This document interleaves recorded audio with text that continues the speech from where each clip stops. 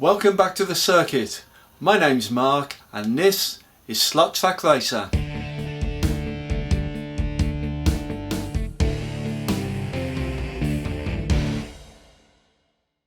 So it's been a busy week here and I've got lots to show you today, so do please stay tuned because I think you're going to enjoy this episode.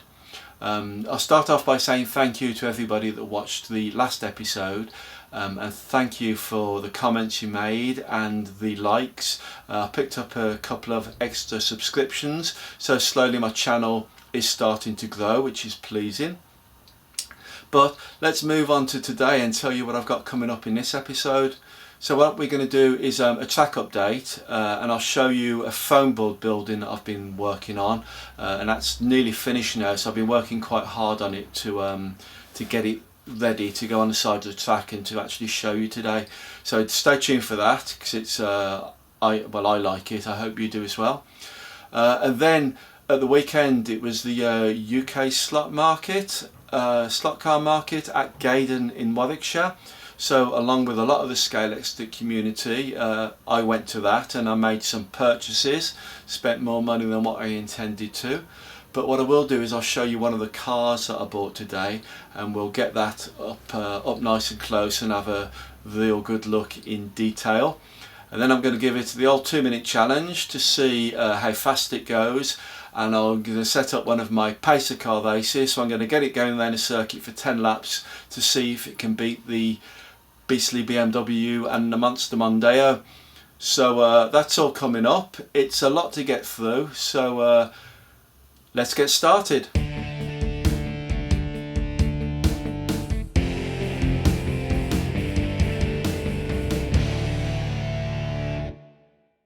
So I feel that I've actually got a little bit of momentum going now, and some things on my circuit are actually starting to come together. So I've got something to show you in a minute, which I'm quite pleased with. One thing I did say in the last couple of videos really is try and have a guess of which circuit I'm actually trying to model, because this is going to be based on a real circuit. So if you can have a look at the clues and you think that you know where it might be, do please put something in the comments and have a guess.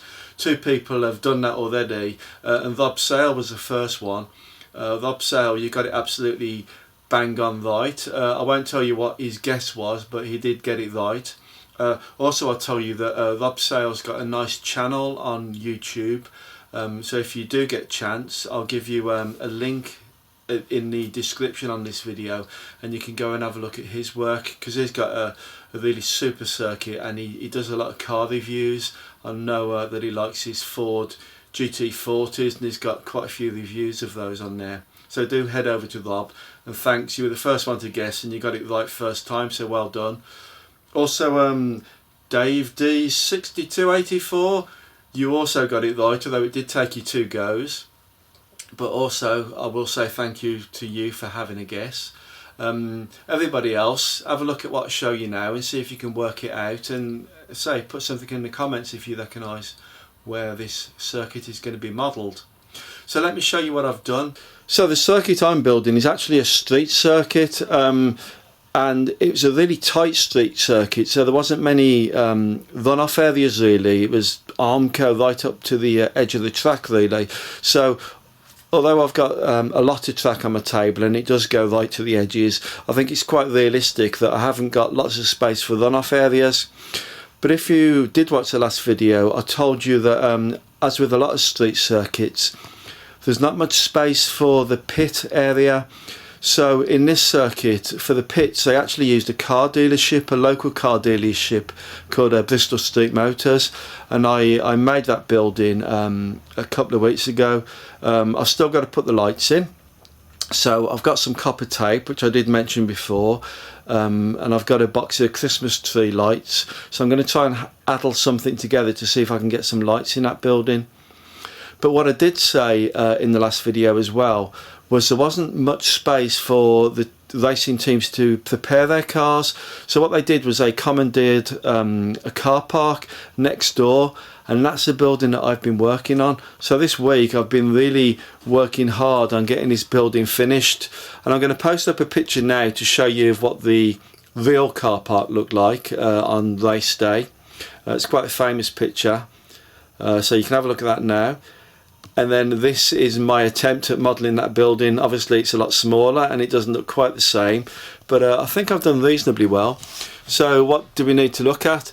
I've done the old trick of using aquarium flooring there for this gravel area, and I've put some PVA and water with a little tiny bit of fairy liquid down on that, and that's stuck quite nice. It actually feels quite firm, almost like concrete. I did get it a little bit too wet this time, so it got a bit sort of wet and sticky in paper mache, so I need to improve my recipe. But nevertheless, it's down now and I'm pleased. I spent a lot of time detailing this entrance door, so I'm quite pleased with that. The roller shutter door has worked quite well. I wasn't as pleased with that, but I got that finished. When I went to the Scalextric show at Gaydon just at the weekend, I bought these figures. So I've got some spectators hanging over the balustrade there, and we've got some retro Kodak logos glued on as well to give it that sort of retro feel. So I've already put the picture up, so that should give you a clue of where the circuit is. So on the real circuit, Bristol Street Motors and the car park was the area where the cars were prepared and where the tyre changes happened. So I've got that built now, and I'm quite pleased with that section of the track. So the next clue then was I've made these little signs, advertising hoardings. They're not going to go on the fence there, they're just placed there at the moment. But if you see, that's the old style Halfords logo, and this corner is going to be christened Halfords Corner.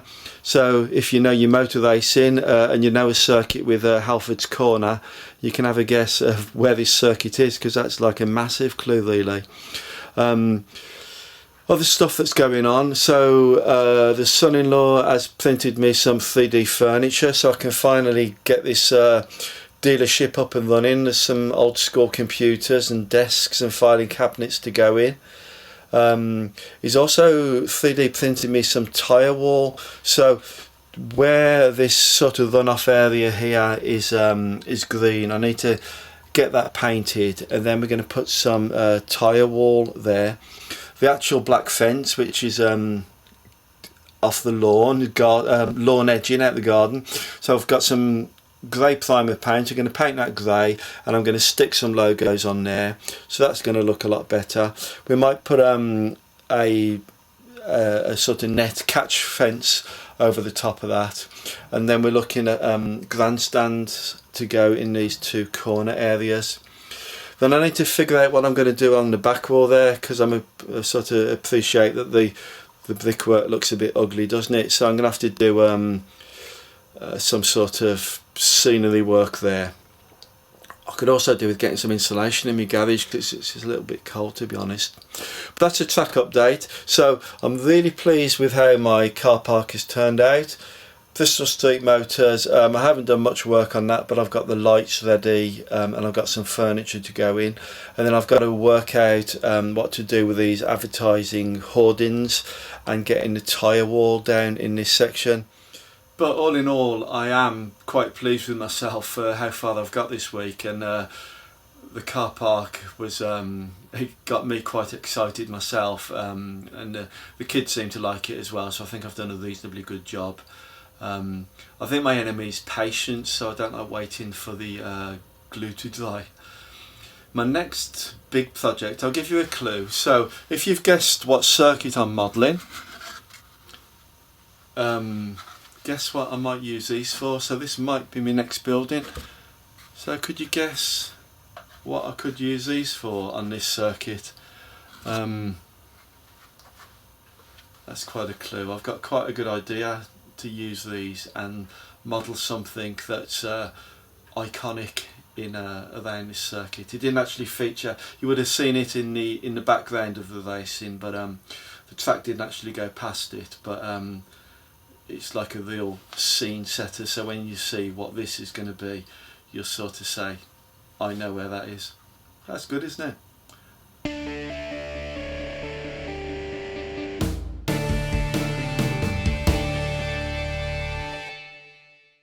Well, if you like Scalextric and you haven't been living in a hole for the past few weeks, you'll know that on the 1st of December it was the UK slot car market down at Gaydon in Warwickshire. I went along. It was a really good event. There were so many people there and trade was really brisk. So I think we can draw the conclusion that the hobby is in a good, healthy state, and it was a really enjoyable day. So it was great. I went along with £50, that was my budget, and the idea was to look for some spoilers for the couple of cars that have got spoilers missing, and I've got a couple of cars that have got split tyres, so spoilers and tyres I was looking for really. £50 in cash in my pocket, no spending on the credit card, that was the plan. Well, 3 cars later and about £120 we left. We had to leave at one stage because we'd run out of cash and the guys hadn't got a cash machine, so we left. I had to go and find a petrol station just down the road in Gaydon village, draw out some cash and go back in to buy the bargains that we actually wanted to buy. But I did pick up some really good cars, and I'm going to show you now the first one of my 3-part haul. So for the priceless sum of £40 I believe, I bought this beauty. Look at that. So this is the Scalextric Honda Civic Type R, as ridden by Jane Edwards in the British Touring Car Championship of 2021. And for those of you that like to know these things, it's Scalextric reference number C4317. And actually, what a beautiful car. It's really nice, isn't it? I haven't actually had it out of the box yet, so let's do that now right away.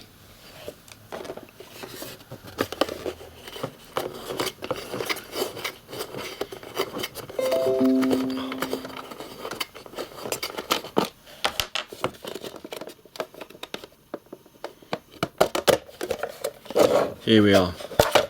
So I promise this is the first time. Put it in a slot.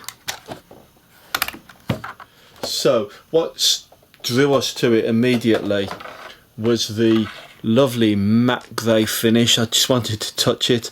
It's beautiful. It looked almost velvet through the box. Most of my cars I own at the moment have got the shiny gloss finish, so this is actually my first matte one, and it's really lovely finish, isn't it?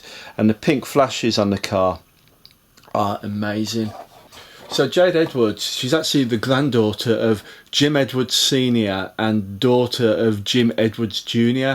So this makes her the first third generation British touring car driver. I've actually seen her race 3 times, I think, at my local circuit, which happens to be Donington. So she came up through the ranks of the Junior Ginetta Championship and was competing in the Renault Clio Cup before she made a debut in the British Touring Car Championship of 2020. The car depicted here is a 2021 drive for PHSC with BTCC. These days you're more likely to find Jade behind the microphone on the ITV for coverage of the British Touring Car Championship, so she's become a pundit and a presenter rather than a driver these days. Which is a pity because I've seen her race twice and she was a really good competitor, but some of those lads in the British Touring Car Championship, they really put their elbows out, don't they? It's quite an aggressive type of motor racing. So let's have a look at the car itself, and I've said it before, but it's absolutely gorgeous, isn't it? Lovely grey matte finish, lovely pink detailing. The car first came into the Scalextric range in edition 63 of the catalogue, which was 2022. What I really like about it is the pink flashes on the wheels, which is actually, that's the Honda logo, isn't it, if you look, same as the one on the bonnet. So I think that's a really clever touch that they did. I mean, these features appeared on the real car, not just the Scalextric version, but I mean, that's really nice, isn't it? The manufacturer's logos and the sponsor logos are really depicted well and look really lovely on the car. There's several separate parts fitted. So we've got separate wing mirrors, separate windscreen wipers, a separate aerial on the top, and a separate spoiler on the back. This is a new feature on the new Scalextric cars. This manufacturer's logos that they put on the base, but they've obviously reached out to the manufacturer to have that done. So we've looked at the wheels. The tyres are nice and soft. They're smooth tyres. I haven't sanded them yet, so in a minute when we start running it we'll see how it runs. You've got the spare guide blades. Those are the easy fit guide blades. We've got 2 spares come with the model, and this car is digital chip ready, DPR, so yeah, digital plug ready in more accurately. I always assume that people that watch these programs know how Scalextric cars work, but what I'm going to do is actually take this DPR chip out now, the blanking plate there, and put the plug in. So for the benefit of somebody that's never done it, maybe starting off in a hobby or contemplating what sort of set they should buy for Christmas, let's show you how easy it is to make this currently analog car into a digital one. So converting this car to digital, that's a blanking plate there. That needs to come out with a screw there, so let's just do that. It's not in too tight, so remember, as my dad said, it's not weight bearing, it just needs to fasten it in. So there's the screw out, and then you can see there that the little door just popped open, so get your fingernail under there, pop it out.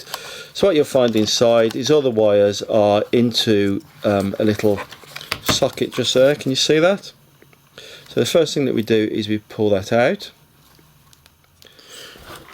Right, so we had to cheat a bit there, so we've done an edit and sped it up a little bit. This plug particularly was in really tight, and I don't like doing this normally, but I had to use favourite pliers to get on each end and pull it out. Normally I can do it with my fingernails, but this was in so tight. But anyway, back to how simple it is. So that comes out.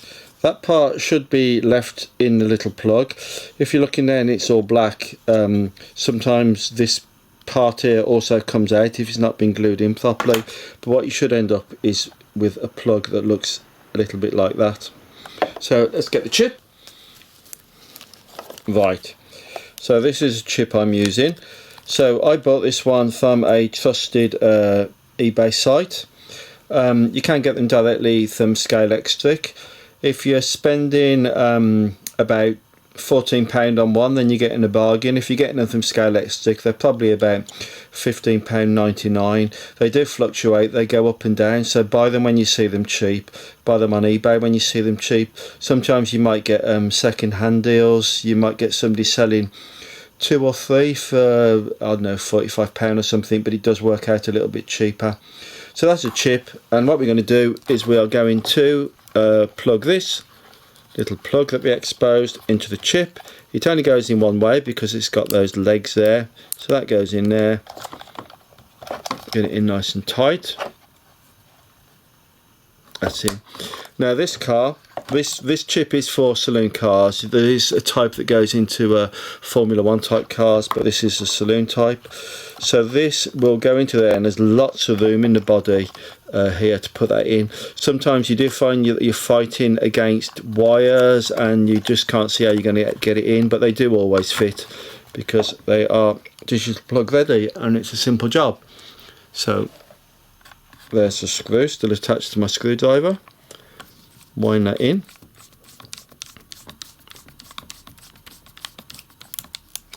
This car is now converted, and in doing so I've had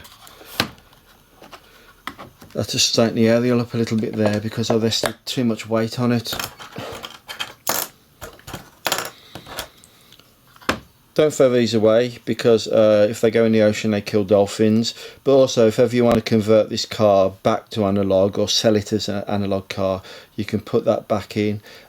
People do actually sell these, although they're, I don't know, totally useless part that's surplus to the requirements. People sell them on eBay for £2-3 a time, so they've got some worth, so keep hold of it. So let's turn the car around now, get that out of the way and have another look at it. Oh, there's Jade there. See, should that be a Jade coloured helmet? It's actually green, isn't it?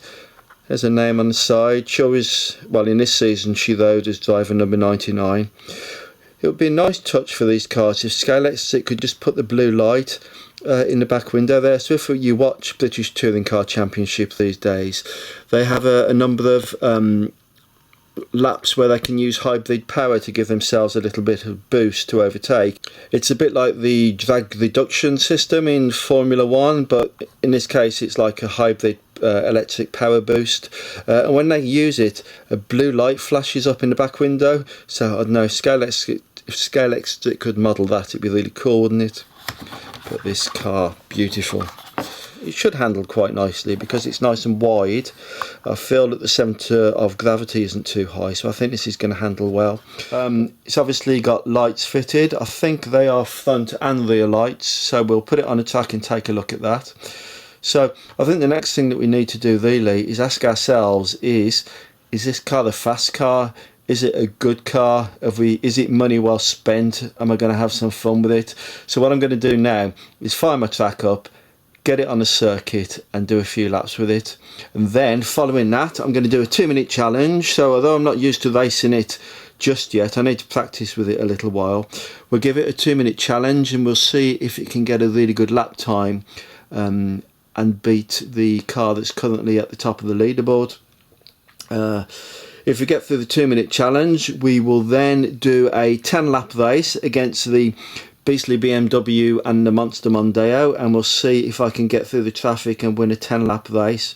Here we go then. So Jade Edwards in the Honda Civic Type R Scalextric C4317. Let's see if the car runs as well as it looks. So it's on the track. I've programmed it up to the yellow hand control. It's a bit of a funny angle there that I've got set up, but this is just 1 or 2 laps just to see if it handles nicely. So first time of running, are you ready? Off we go! Oh yes, as I suspected. It's just as nice as I thought it was going to be. Hope you're getting that on the camera. Handles that 1 degree, it handles that radius 1 bend really well.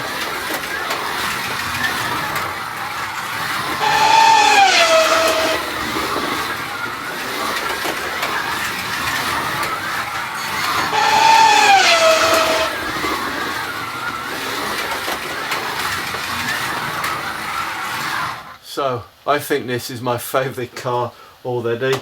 I do really like it. I'm really happy with this purchase. It's beautiful, beautiful car. What I'm going to do next, I'm going to bring the camera down so you can see me. So what I'm going to do next now is set up the 2-minute challenge. So if you remember, top of the 2-minute challenge leaderboard is the Mitsubishi Lancer Evo. That did 17 laps, didn't it? But it didn't pick up the fastest lap. So the fastest lap is still the Escort Mark 1, but the most laps is the Lancer Evo. So let's put Jade Edwards to the 2-minute test.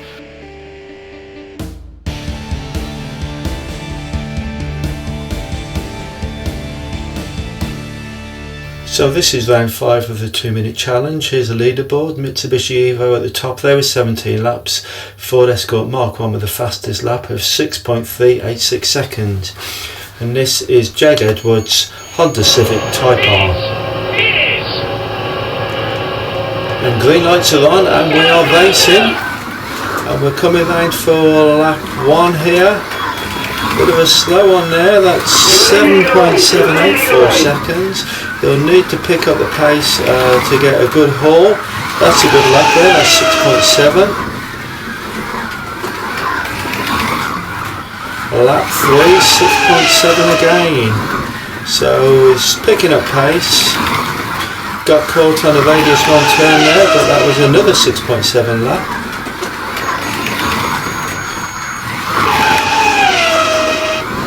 That was 6.5 for lap 5 and 6.5 for lap 6, so we're steadily improving here. Lap 7, 6.524. Come And that's 6.158, so that is the fastest lap. That's the record for this circuit, and that's lap 9 was 6.2.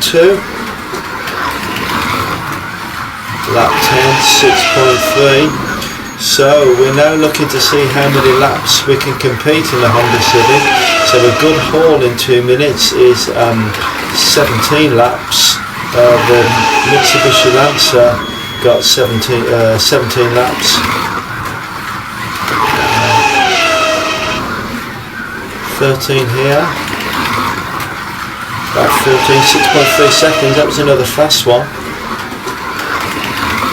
And lap 15 was 6.255. Oh, 6.174, so that's another fast lap, just outside the record is set on lap 8 there. And that's 17 laps. Can you get that round? Yes, that's 18 laps, so that's the record number of laps and the fastest lap as well. So that's put the Honda Civic Type R straight to the top of the leaderboard. Let's have a look at that result then.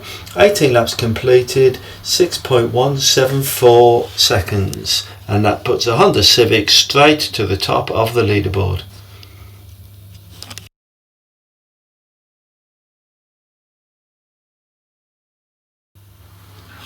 And we're on with the grid for the Pacer Car Challenge. Andy Rouse and the Mondeo going off in pole.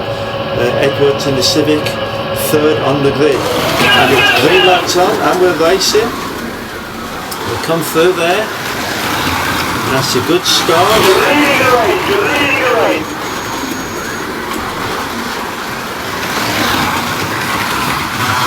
Good start by the BMW. But Mondeo is coming through. Andy Rouse has come back and taken the lead again. Andy Rouse is back in front. And then Halford's there. Edwards at the back of the field, starting to challenge. She's switched lanes here, and she's going neck to neck with the BMW, and Edwards is through. On Halford's bend, Edwards gets into second position, and she's now chasing down the Mondeo, switches lanes. Can she catch the Mondeo? On 6 laps completed, the Mondeo's got a good lead. Edwards is in second place in the Honda Civic. Coming through, and she's getting close. She's on Halford's bend there. And she's taken the lead. Gaydon to the Civic has got the lead, and there's just 1 lap to go. Can she come round? Can she take the victory? Yes! Edwards has won! What a race! Edwards from Andy Rouse in the Ford Mondeo and Matt Neal coming up third in the BMW 318. And let's have a look at some replays. So this was the start there, and the BMW got a good start and actually took the lead from the Mondeo. You can see there the BMW got round the track for the first lap in the lead, and this is how Edwards got past Andy Neal. See there, they're going neck and neck coming into Halford's Bend, and Edwards has just nudged ahead there of the BMW. Let's have a look at the replay. This is the Honda Civic, Jade Edwards taking over Andy Rouse in the Mondeo, and this was under the tunnel. As they come out of the tunnel, Edwards has got the lead there.